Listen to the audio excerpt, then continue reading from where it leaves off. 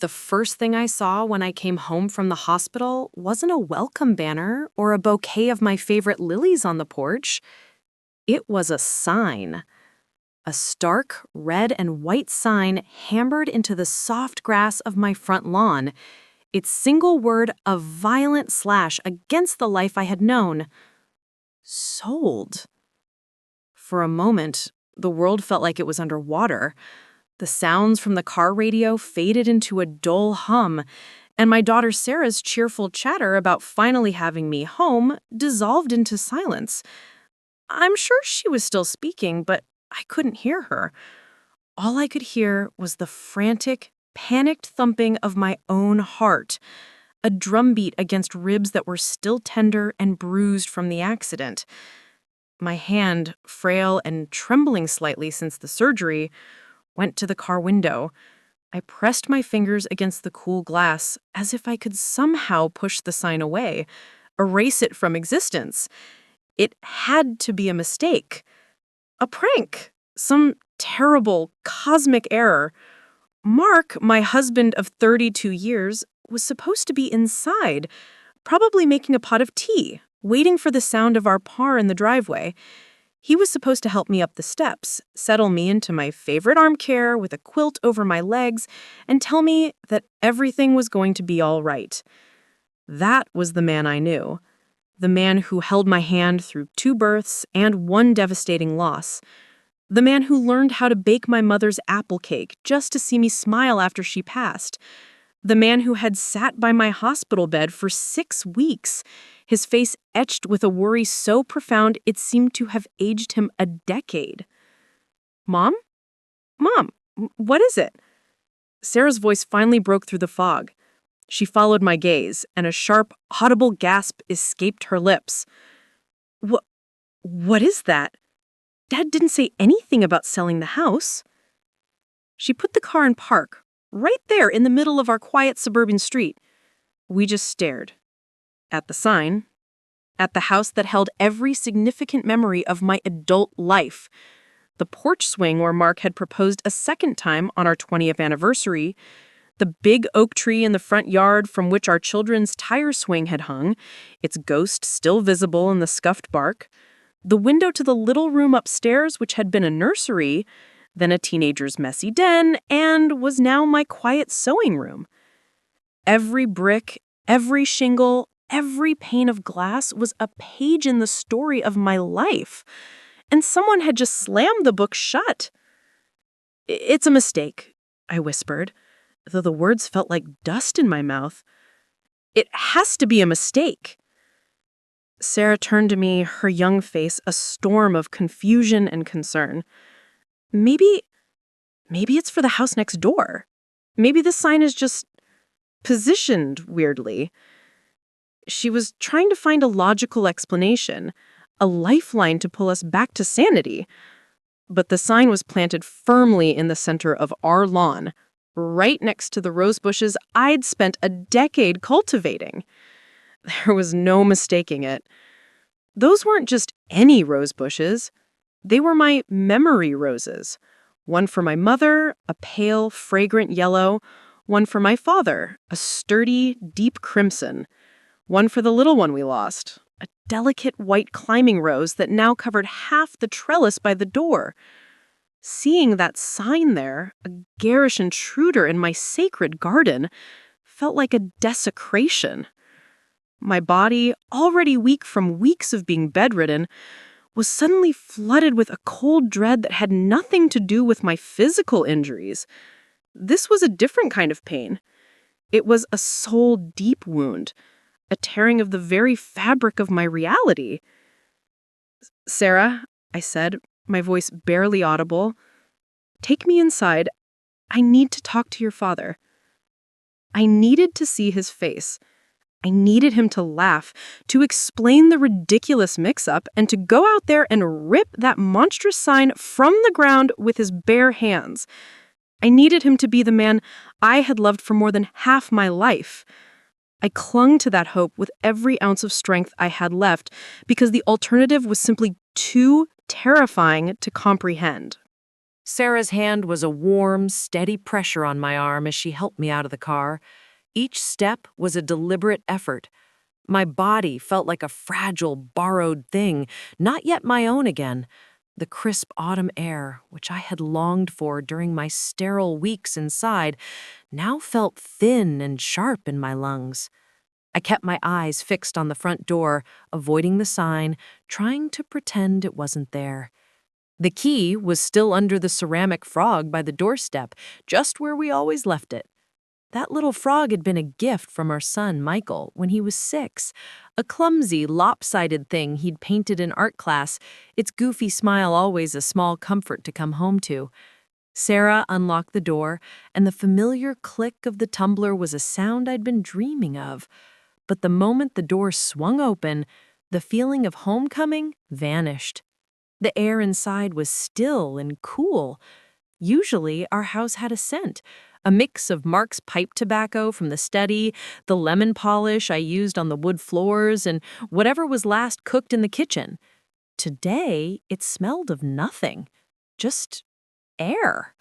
A clean, anonymous emptiness that didn't belong to us. "Dad?" Sarah called out, her voice echoing slightly in the foyer. "Dad, we're home!" Silence. The silence was the first real crack in my denial. Mark was a man of routine and ritual.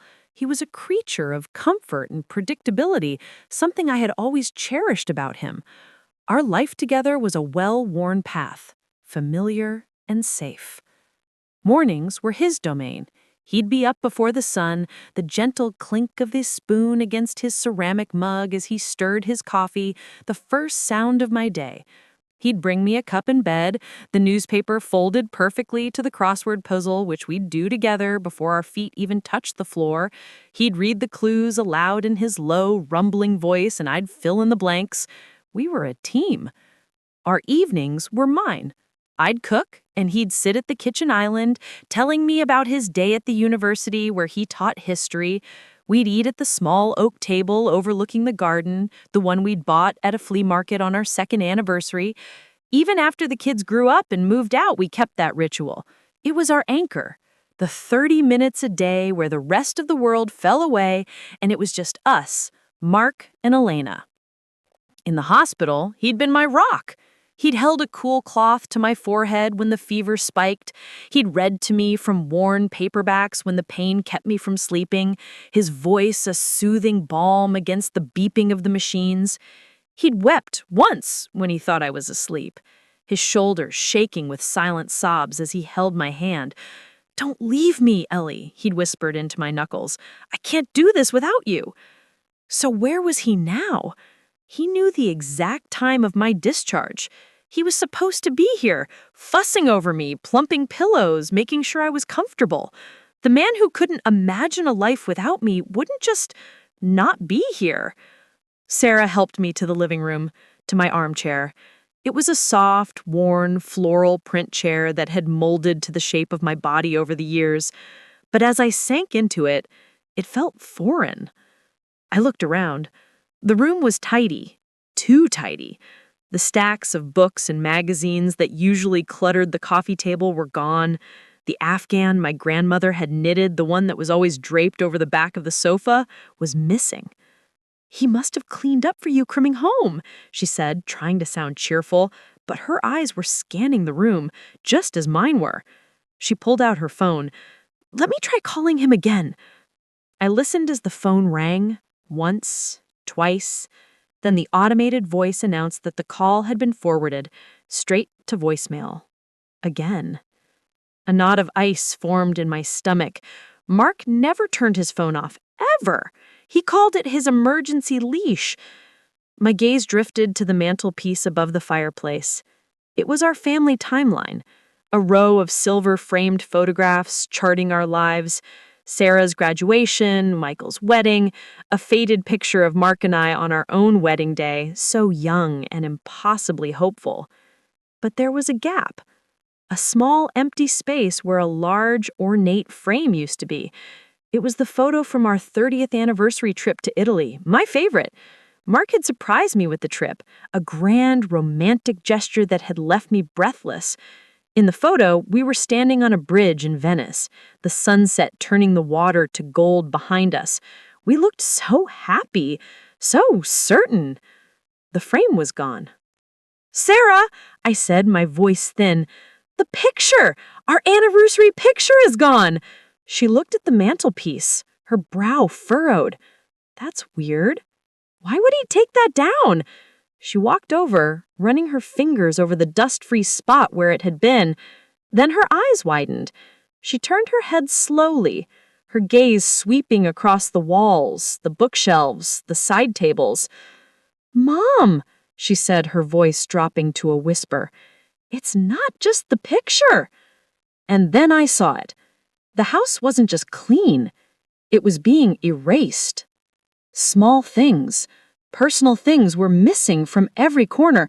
The collection of ceramic birds on the windowsill, the hand-painted vase from Mexico, the little intimate artifacts of our shared life plucked away one by one, leaving behind a sterile, impersonal space that looked less like a home and more like a stage set after the play has ended. The cold dread that had begun in the car now had a name. It wasn't a mistake. It was an erasure, a deliberate, calculated removal of us, of me. Mark wasn't just missing. He was gone, and he was taking our life with him. The house suddenly felt enormous, the silence within its walls pressing in on me. Every empty space on a shelf, every bare patch on a wall screamed a silent accusation. This wasn't just cleaning, this was a dismantling. "Check the study," I told Sarah, my voice a little stronger now, fueled by a rising, sickening wave of adrenaline. "Check his desk." Mark's study was his sanctuary, a small, book-lined room at the back of the house that smelled of old paper and leather. It was meticulously organized, a reflection of his ordered mind. He had a place for everything: bills in the top left drawer, lecture notes in the right, personal correspondence filed alphabetically. If there was an explanation, it would be there, tucked away in its proper place. Sarah moved quickly, her footsteps echoing on the hardwood floors. I remained in my armchair, a ship captain frozen at the helm while the vessel sinks beneath her. I couldn't bring myself to move, to witness the desecration of his most private space. I just listened. I heard a scrape of a chair, the rustle of papers, a soft metallic click of a drawer opening and closing. Then, a sharp intake of breath, followed by a long, heavy silence. "Sarah?" I called out. She appeared in the doorway a moment later, her face pale, her eyes wide with a mixture of disbelief and horror. In her hand, she held a single, thick manila envelope. She didn't have to say a word. I knew from the look on her face that our world had just tilted on its axis. She walked over and knelt before me, placing the envelope gently in my lap. My name, Elena, was written on the front in Mark's familiar, elegant script. It looked so normal, so benign. For a wild second, I thought it might be a letter of apology, an explanation for some bizarre, elaborate misunderstanding. Maybe he had a breakdown. Maybe he was sick. My mind scrambled for any reason, any justification that didn't involve the monstrous betrayal that was beginning to take shape. My fingers, clumsy and stiff, fumbled with the clasp. Inside were several documents, neatly paper-clipped together. On top was a letter. The paper was cool and smooth to the touch, the same expensive cream-colored stationery he used for his university correspondence. The letter began without a salutation. No, dearest Elena, no, my darling wife, just cold black ink on a cream-colored page. By the time you read this, the sale will be final. I've taken care of everything. The house, the joint accounts, the investments, it's all been liquidated and transferred. It was the cleanest way to do this. Cleanest. The word hung in the air, a sterile, antiseptic term for such a brutal amputation. I read on, my eyes scanning the lines, my brain struggling to process the meaning behind the carefully chosen words. He wrote about our marriage in the past tense, as if it were a historical event he was dispassionately analyzing. He said he hadn't been happy for years, that he felt stifled, that he needed a new beginning. He mentioned a woman, a colleague from the university named Catherine, but only in passing, as if she were a footnote in his grand narrative of self-liberation. He said the accident had been a wake-up call, not for him to cherish me, but for him to realize he couldn't waste any more time. While I was lying in a hospital bed, fighting for my life, my husband had been having an epiphany about his own. The cruelty of it was breathtaking. He had used my moment of greatest vulnerability, my brush with mortality, as his opportunity.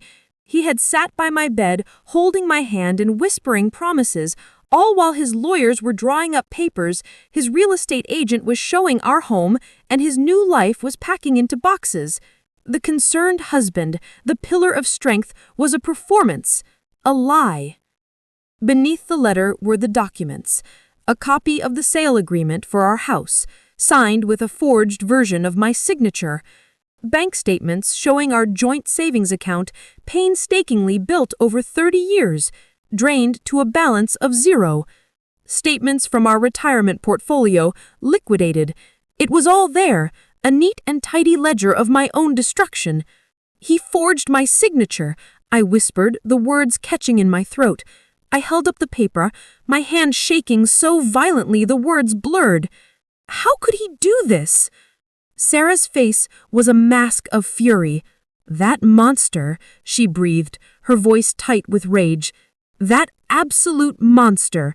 While you were in surgery, he was calling real estate agents. While you were in physical therapy, learning to walk again, he was packing. A memory surfaced, sharp and painful. A few weeks ago, a nurse had mentioned that Mark seemed distracted on his visits, always stepping out to take urgent phone calls. He'd told me it was university business, end of semester chaos. I'd believed him. Why wouldn't I? I'd dismissed my own fleeting unease, chiding myself for being needy. He was under so much stress, I had thought. I needed to be more understanding. The memory was now coated in a sickening, new light. His stress hadn't been for me. It had been the stress of a man trying to dismantle a 32-year marriage before his wife got home from the hospital. I looked down at the letter again, at the final, devastating paragraph. I have left $5,000 in a new account for you. The details are enclosed. It should be enough to get you started somewhere else. I trust you will not make this difficult. For the sake of the children, let's handle this with dignity. I will be in touch, in time, about a divorce. Dignity. He was lecturing me about dignity after stealing my home, my savings, my future, and my past, all while I lay helpless in a hospital bed. He had left me with nothing but the clothes I was wearing and a pittance he probably considered a generous act of charity. Enough to get me started somewhere else. As if my life was a broken-down car, he was leaving on the side of the road with a few gallons of gas to get it to the junkyard. I let the papers fall from my lap onto the floor. The sound was soft, a quiet little rustle that felt utterly inadequate for the magnitude of the explosion that had just gone off in my life. I leaned my head back against the chair and closed my eyes. The shock was beginning to recede, and in its place, a cold, hard clarity was forming. It was a feeling so pure and so intense, it almost burned. It wasn't grief, not yet. It wasn't even anger. It was something deeper, something primal. It was the steely, quiet resolve of a woman who had just realized she had absolutely nothing left to lose, and everything to fight for. For the rest of an afternoon that felt like a lifetime, Sarah and I sat in the shell of my home, piecing together the timeline of Mark's betrayal. She was my anchor, a fierce and protective presence in the churning sea of my shock. She made phone calls, her voice low and firm. First to her brother, Michael, who lived 3 states away. I could hear his shouts of disbelief and rage through the phone, a distant echo of the storm inside my own chest. Then she called our family lawyer, a kind, elderly man named Mr. Abernathy, who had handled my parents' estate. He did what? Mr. Abernathy's voice crackled over the speakerphone, a rare burst of emotion from a man who was usually the epitome of calm.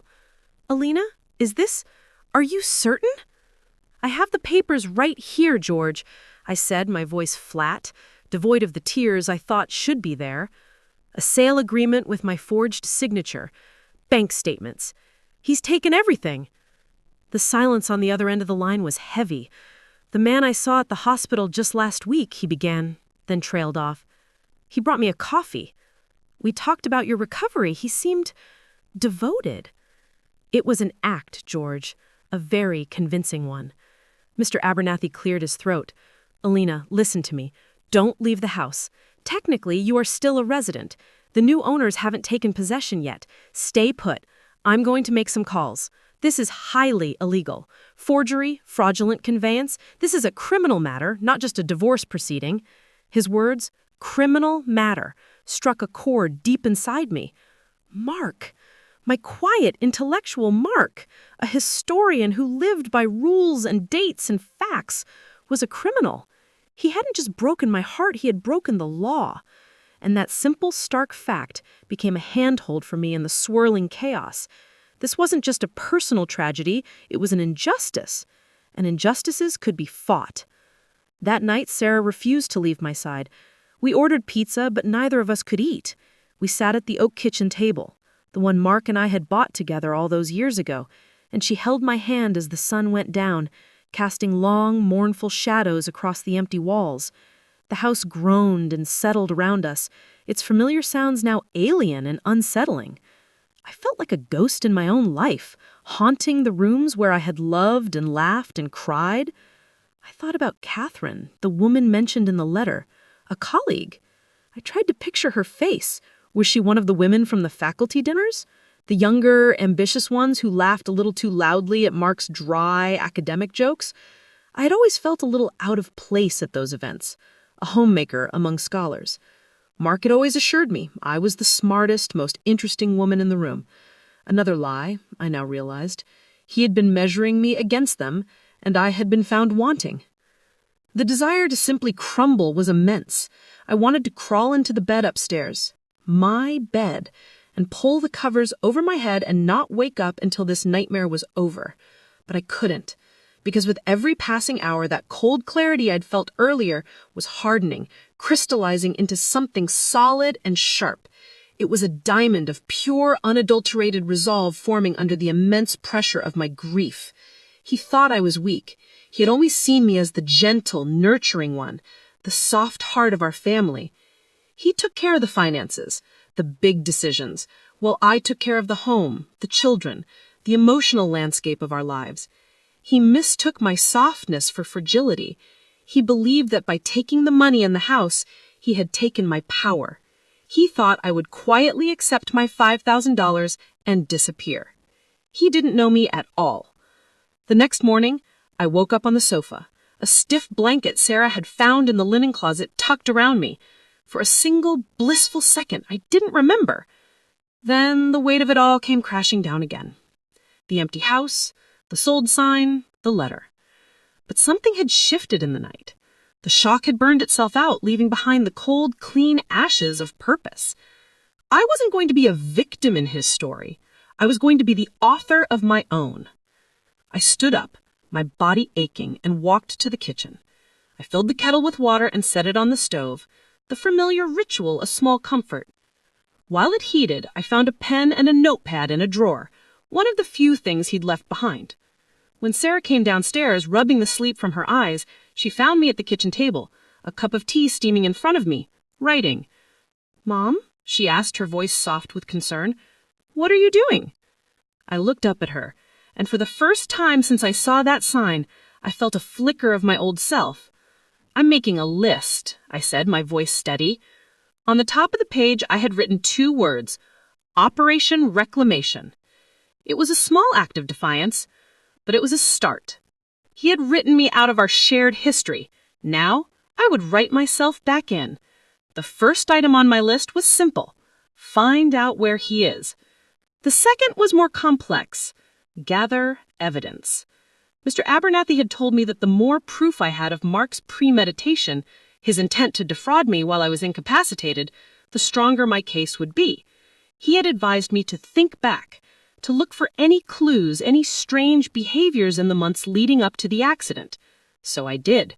I closed my eyes and let my mind drift back past the pain and the fog of medication to the time before, the normal life that now seemed a distant country, and slowly, like pieces of a broken mirror, the fragments began to surface. The hushed phone calls he'd end abruptly when I entered the room, the sudden, unexplained weekend seminars, the way he'd started shielding his laptop screen from me, something he'd never done before. At the time, I'd dismissed them as stress, as academic pressures. Now they were clues. Each one was a breadcrumb leading down the path of his deception. "Sarah," I said, looking at my daughter, my partner in this unwelcome war, "do you remember the name of that private investigator your friend used when her husband was hiding assets?" A slow, fierce smile spread across Sarah's face. It was the first time either of us had smiled in 2 days. "I do, Mom," she said. "I absolutely do." The private investigator's name was Frank, a gruff, no-nonsense man with tired eyes and a surprisingly gentle handshake. His office was a cramped, cluttered space above a pawn shop, smelling faintly of stale coffee and rain-soaked wool. He listened to my story without interruption, his expression unreadable as he steepled his fingers under his chin. I expected pity, or perhaps a cynical, world-weary judgment. Instead, when I finished, he just nodded slowly. "Happens more than you'd think," he said, his voice a low rumble. "Husband gets a younger girlfriend, a midlife crisis, and decides to cash in his life's chips for a new game. Only he doesn't want to split the pot fair and square." His bluntness was strangely comforting. He wasn't treating me like a fragile victim. He was treating me like a client with a problem to be solved. "The forgery is your smoking gun, Mrs. Peterson," he explained, leaning forward. "That's what takes this from a messy divorce to a criminal case.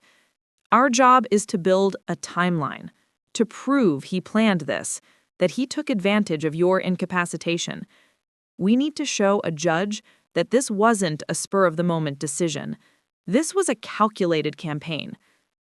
I gave him everything I had: the letter, the bank statements, the list of odd behaviors I'd compiled. I told him about Catherine, the colleague from the history department. "Catherine Dubois," he muttered, scribbling in a small notebook. "Got it." He asked for Mark's date of birth, his social security number, his license plate. Details I knew as well as my own. It felt like a betrayal to share them, to turn the intimate facts of my husband's life into weapons against him. But then I remembered the cold, dismissive tone of his letter, and the feeling passed. He had drawn the battle lines, not me. Leaving Frank's office, I felt a sliver of control returning. For the first time in days, I had taken a concrete action. I wasn't just reacting to Mark's destruction. I was starting to build a counter-offensive. Mr. Abernathy was working on the legal front, filing emergency motions to freeze any remaining assets and to contest the sale of the house. He warned me it would be an uphill battle. The new owners, a young family, were innocent parties. Reversing the sale would be complicated and messy. "But we have to try, Eliana," he said over the phone. "That house is more than just property. It's the primary marital asset. And he sold it fraudulently. We can't let him get away with it." While the lawyers and the investigator did their work, Sarah and I had a more immediate problem: the house. The closing was a week away. We were essentially squatters in my own home. Every knock on the door sent a jolt of panic through me. Was it the new owners? A realtor?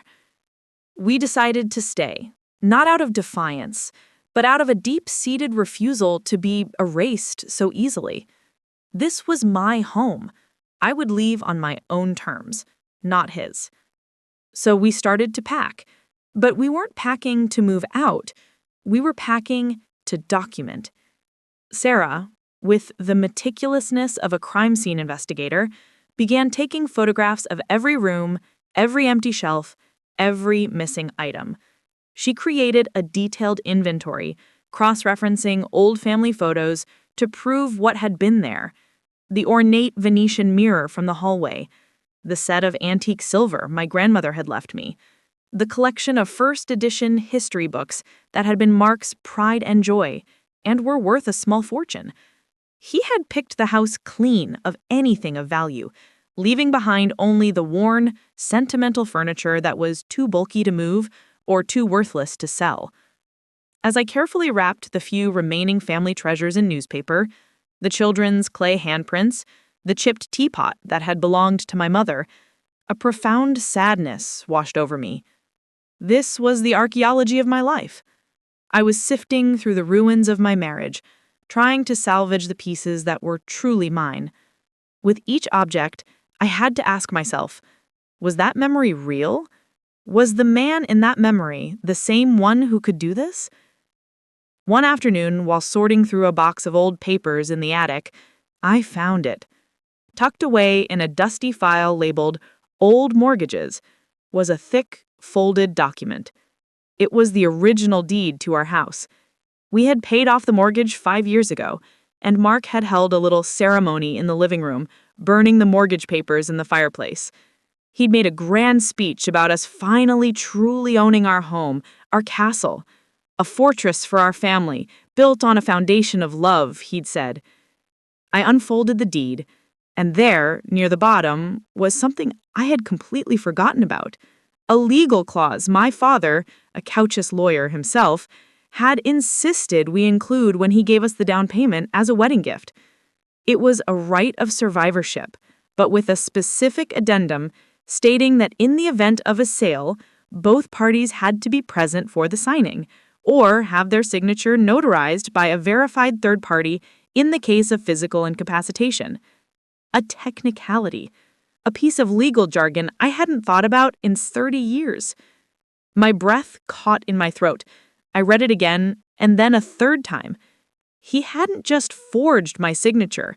He had circumvented a specific legal protection my own father had put in place to protect me. The title company, the real estate agent, they had all been negligent. They had not done their due diligence. I called Mr. Abernathy immediately, my voice trembling with a mixture of excitement and fury. "George," I said, trying to keep my voice steady, "I think I found something big. This wasn't just about Mark anymore. This was about a system that had allowed him to do this, a system that had failed to protect me. And I was going to hold every single person accountable." Mr. Abernathy confirmed my hopes.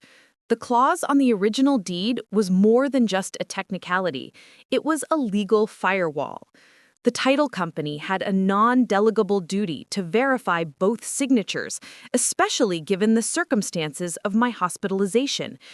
Their failure to do so constituted gross negligence. "This changes things, Elena," he said, a note of grim satisfaction in his voice. "This isn't just your husband's fraud. This is a catastrophic failure on the part of the professionals involved. They are liable. All of them." Armed with this new weapon, Mr. Abernathy went on the offensive. He sent sharply worded letters to the real estate agency, the title company, and the notary who had supposedly witnessed my signature. The threat of lawsuits and professional sanctions sent shockwaves through their comfortable, paper-shuffling worlds. Meanwhile, Frank, the private investigator, delivered his first report. It was a thin file, but its contents were explosive.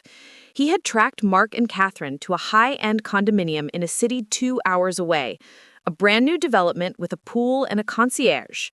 He had paid for it in cash just 2 days after draining our accounts. The report included photographs.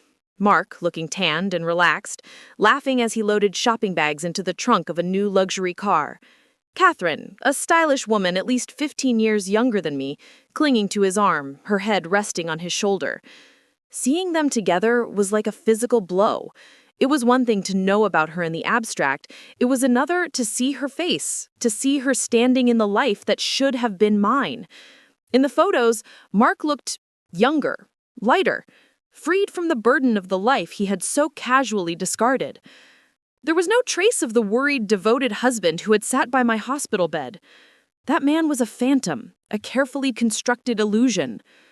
But the most damning piece of information was a copy of the condo's purchase agreement. Mark had signed it 3 weeks before my accident. The timeline snapped into sharp, brutal focus. This wasn't a spontaneous decision born from a wake-up call at the hospital. This was a long-planned escape. My accident hadn't been his catalyst. It had been his convenient opportunity. He had been planning to leave me. The car crash, the surgery, my long and painful recovery, all of it had simply accelerated his timeline and given him the perfect cover to do it in the most cruel and efficient way possible. I stared at the date on the purchase agreement, my heart turning to a block of ice. I remembered that day.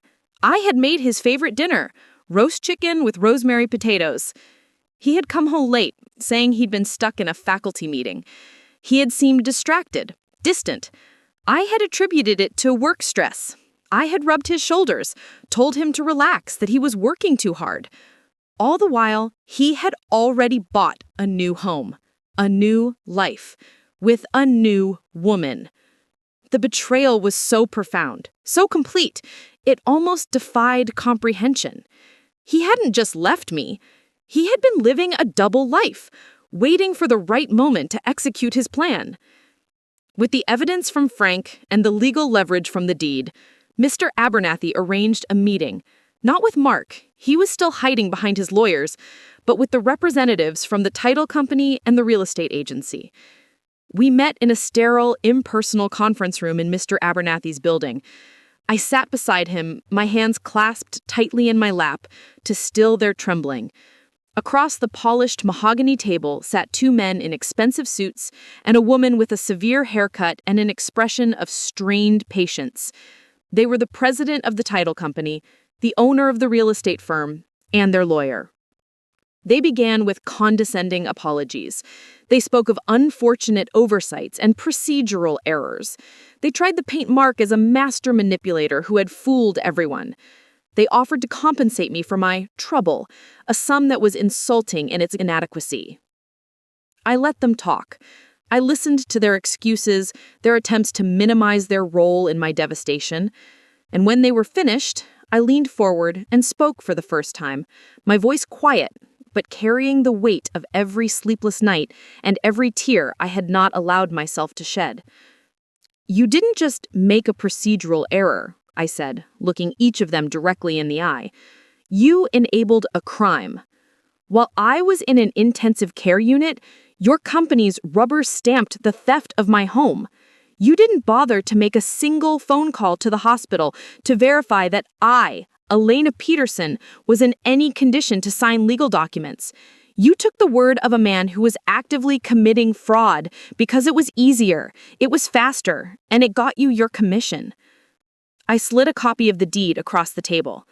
My father put that clause in there for a reason, to protect me, and you ignored it. You didn't just fail me. You failed in your professional, legal, and moral duty. Then I slid a picture across the table. It was one Frank had taken. A picture of Mark and Catherine, smiling, getting into their new car. This is the man you helped, I said softly. This is the new life you financed with the sale of my home, my children's home. So please don't talk to me about an unfortunate oversight. Talk to me about how you're going to make this right. The room was silent. The smug, dismissive looks had vanished, replaced with a dawning awareness that this quiet, middle-aged woman in a simple dress was not going to be easily bought or bullied. They had underestimated me, just like Mark had, and they were about to find out what a terrible mistake that was. The meeting was a turning point. Faced with irrefutable proof of their negligence and the threat of a public, messy lawsuit that would destroy their professional reputations, the title company and real estate agency capitulated. Their lawyers, who had started the meeting with an air of arrogant dismissal, were now scrambling to control the damage. The negotiation, led by Mr. Abernathy, was swift and brutal. It wasn't about money for me, not really. It was about justice. It was about undoing the wrong that had been done. The final agreement was twofold. First, they would be responsible for making the new homeowners whole. They would buy back the house at its current market value, plus a significant sum for the family's disruption and emotional distress. I felt for that young family. They were innocent victims in Mark's web of deceit, and I was adamant that they would not suffer because of it. Second, and most importantly for me, the sale was to be legally nullified. The deed would revert to my name and Mark's, for now. Walking out of that conference room, I felt the ground beneath my feet for the first time in weeks. I hadn't just won a legal skirmish, I had taken back my home. The sold sign, which still stood like a scarlet letter on my lawn, would be coming down. The news of Mark's actions and my fight to reclaim our house began to ripple through our community. Our town was small, the kind of place where everyone knows everyone, and the university was its beating heart. Mark had been a respected figure, a tenured professor known for his brilliant lectures on the fall of empires. The irony was not lost on me. The university administration, upon being informed by Mr. Abernathy of the pending criminal investigation for fraud, acted swiftly. Mark was suspended, pending an ethics review. His carefully curated reputation, built over a lifetime of scholarly achievement, crumbled overnight. Friends who had known us for decades called, their voices a mixture of shock and awkward sympathy. They had heard whispers, but the reality was far worse than any gossip. "We saw him with her at a restaurant downtown," one friend, Martha, confessed over the phone. "We thought it was odd. He said she was a visiting scholar he was mentoring. Elena, I'm so sorry. We should have said something." I didn't blame them. How could they have known? I, his wife of 32 years, hadn't seen it. But the most significant consequence came from our children. Michael flew in the moment he heard I had the house back. He was a mirror of his father in looks, tall with the same dark, thoughtful eyes, but his character was entirely my own. He was steady, fiercely loyal, and had a core of righteous anger that was now fully directed at the man he once idolized. He and Sarah became my Praetorian Guard. They handled everything. They arranged for the locks to be changed. They helped me continue to document every stolen item. And they were the ones who were there when Mark finally, inevitably, showed up. It was a Tuesday afternoon. I was in the garden, on my knees, pulling weeds from around my mother's yellow rose bush. The simple, physical act was grounding. My hands in the dirt, tending to something living, was the best therapy I could imagine. I heard a car pull up, a sleek, unfamiliar engine. I looked up to see the new luxury car from Frank's photographs, and then I saw him. Mark got out of the driver's side. He looked thinner, his expensive new clothes hanging slightly off his frame. He saw me in the yard and hesitated, his face a complicated mask of apprehension and something that might have been shame. I stood up slowly, wiping the soil from my hands onto my jeans. I didn't move towards him. I just waited. All the fear, all the grief I had felt was gone.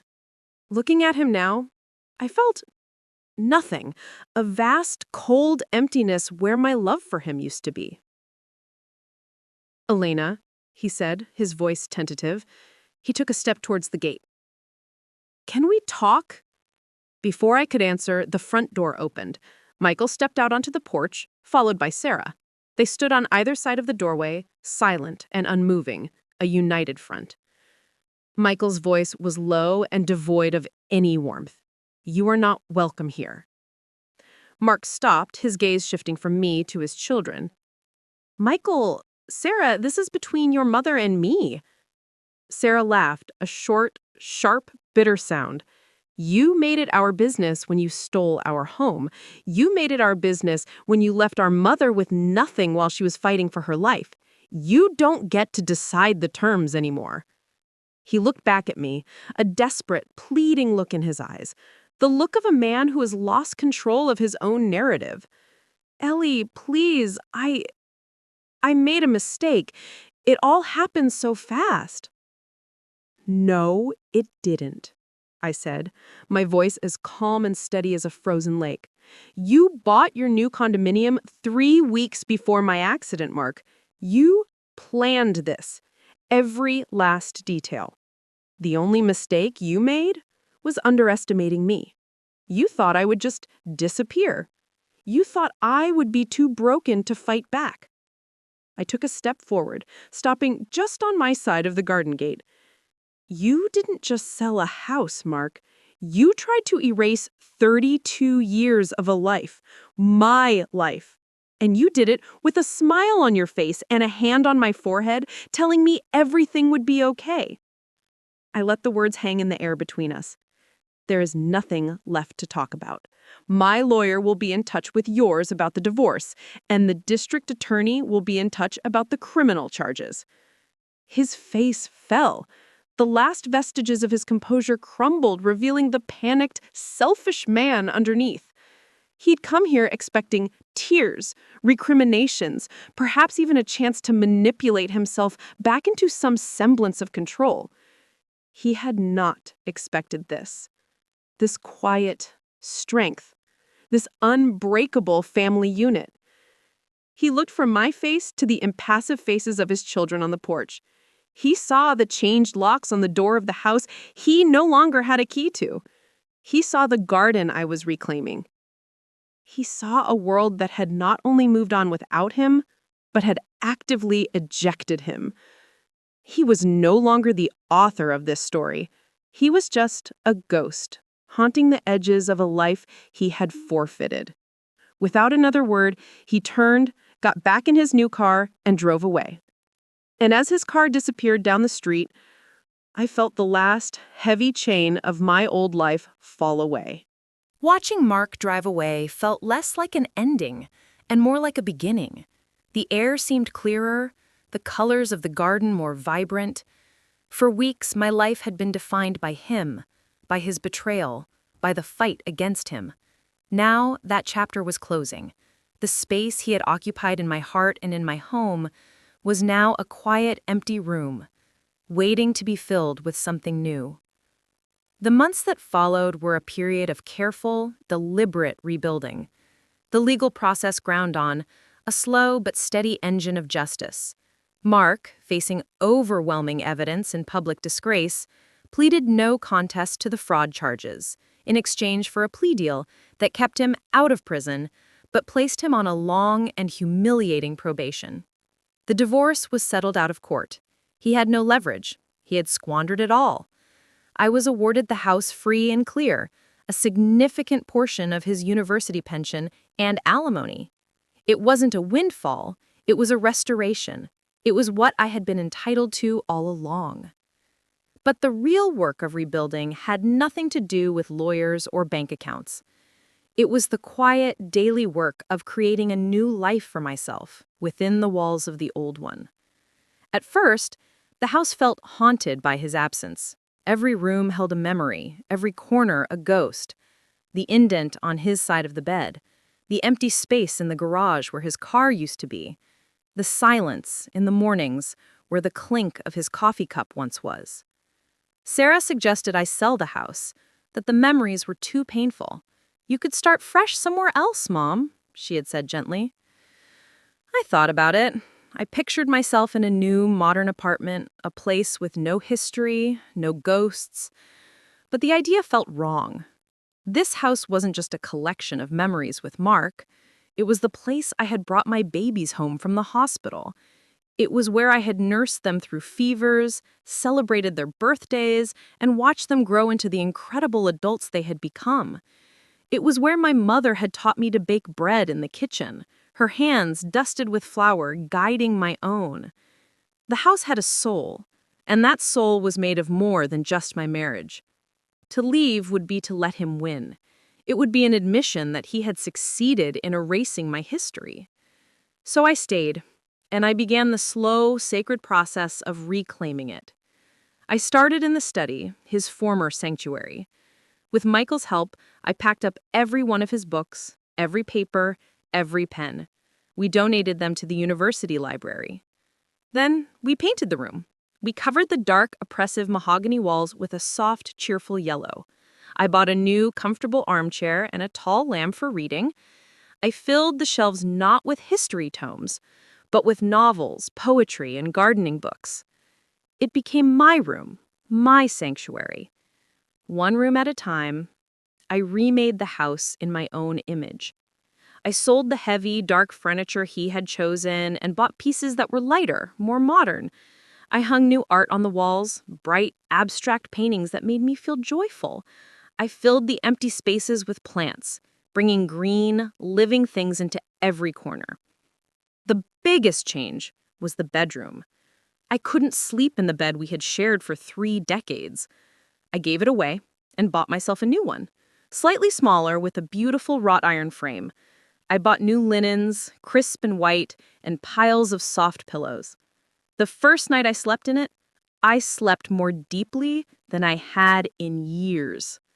I woke up the next morning to the sun streaming through the window, feeling not a sense of loss, but a sense of peace, a sense of possibility. I found a new rhythm to my days. I joined a gardening club. I took a pottery class at the local community center, delighting in the messy, tactile feeling of shaping clay with my own hands. I started volunteering at the library, reading stories to children, their wide, innocent eyes a balm to my weary soul. I reconnected with old friends, the ones I had drifted from over the years, my life so entwined with Mark's that I had forgotten how to be just Elena. I learned that I was more resilient than I had ever imagined. The woman who had once thought she couldn't manage the finances or make big decisions was now confidently managing her own portfolio, planning her own future. The softness Mark misunderstood as weakness was in fact the source of my strength. It was the resilience of a willow tree, bending in the storm but never breaking. One crisp autumn afternoon, exactly 1 year after I had come home from the hospital, I was planting tulip bulbs in the front garden. The sold sign was a distant memory, a scar that had faded to a thin, pale line. A car pulled up, and the young woman who had almost bought my house got out. She was holding a small bouquet of flowers. She walked hesitantly up my garden path. "Mrs. Peterson," she said, "I hope this is okay. I wanted to thank you for what you did for us. You didn't have to insist that we were compensated so generously. You were the one who was wronged, but you thought of us." I stood up, brushing the dirt from my knees. "You and your family were innocent," I said. "You didn't deserve to be caught in the middle of my life's wreckage." She smiled, a warm, genuine smile. "Well, we found a wonderful new home just a few streets over, and my husband and I often talk about you, about your strength. It's inspiring." She handed me the flowers. "I just wanted you to know that." As she walked away, I looked down at the bouquet of autumn daisies in my hand. And I realized that my story was no longer about a betrayal. It was about resilience. It wasn't about what was taken from me. It was about what I had reclaimed. Mark had tried to burn my life to the ground, but from the ashes, something new and stronger had grown. My life wasn't over. It had just begun. Again. That house stands today not as a monument to a failed marriage, but as a testament to a woman's spirit.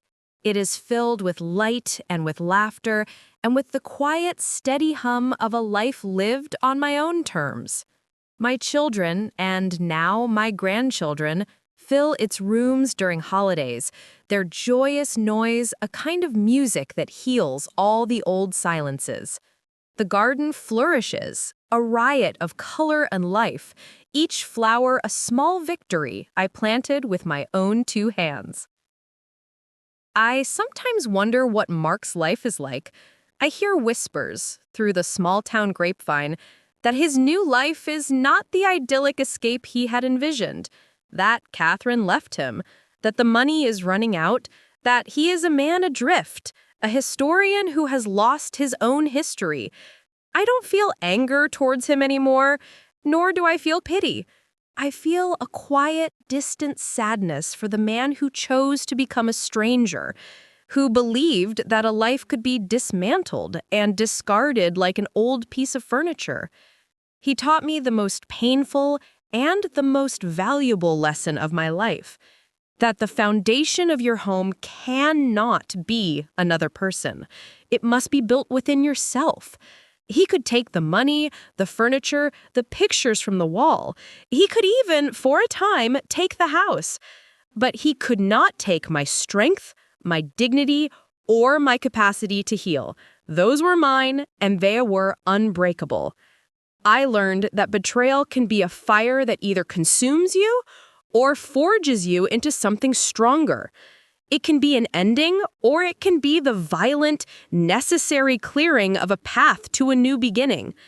I chose the path.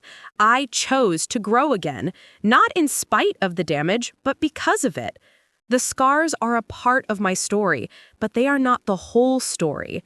They are simply the proof that I survived. And so I ask you, as you reflect on my journey, what is the source of your own strength? When the world tries to tell you who you are or what you are worth, how do you find the courage to write your own story? Thank you for listening. If my story resonated with you, I hope you'll consider subscribing to the channel. Your support allows us to continue sharing these voices, reminding us all that even in our darkest moments, we are never truly alone. Share your thoughts in the comments below. I find great comfort in reading them.